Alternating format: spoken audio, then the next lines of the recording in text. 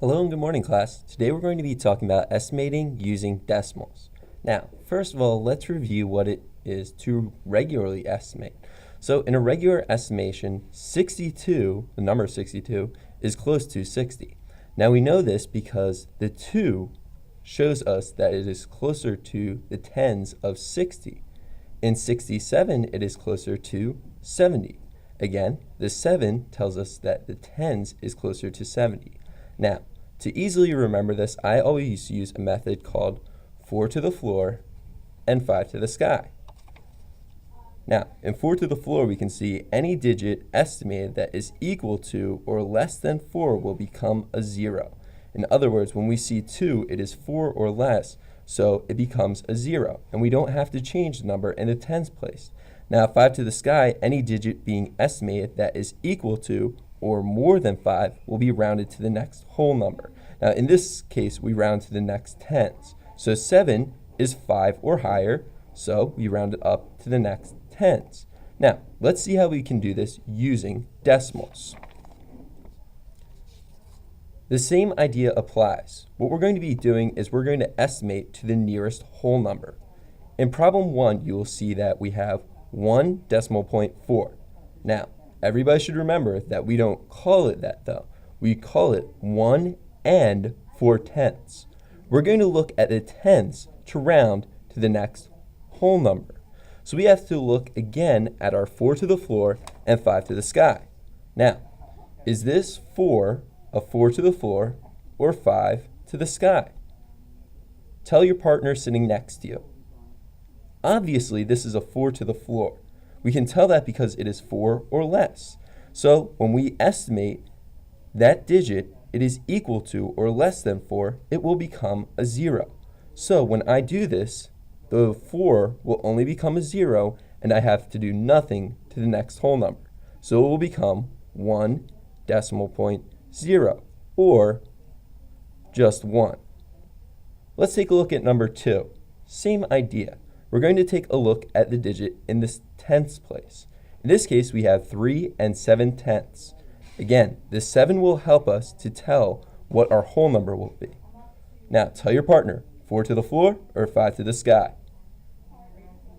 Again, you should know that this one is 5 to the sky. The digit is higher than 5, so we will round to the next whole number. The next whole number after 3 will be 4. So 3 and 7/10 estimated will become 4. Let's see if you can do it this time. I'd like you to take a look at number 3 and 4 and 5. These three numbers are 26 and 3/10, 26 and 5/10, and 89 and 8/10. I would like you on your whiteboards to estimate to the nearest whole number. Now take a look at your partner's answers. See if they have gotten the same answers as you have. Remember to explain to them why you used either 4 to the floor or 5 to the sky. If you did this correct, number 3, 26 and 3/10, should have become 26.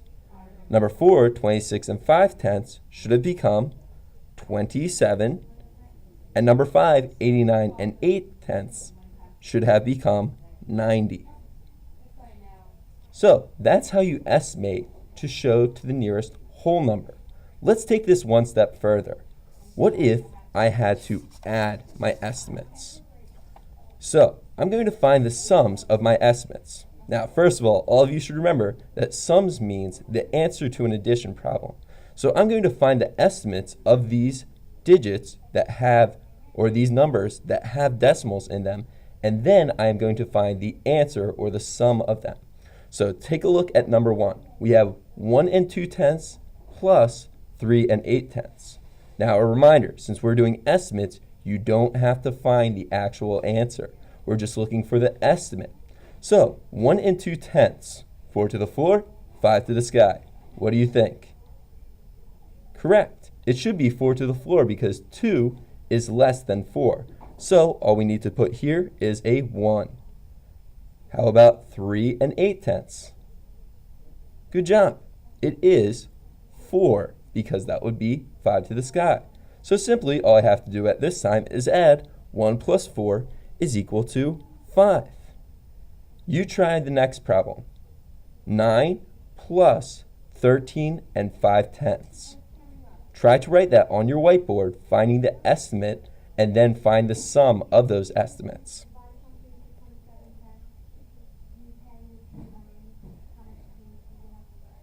You should have found that 9 would be estimated to 9. It is 4 or less, so we can keep it at 9.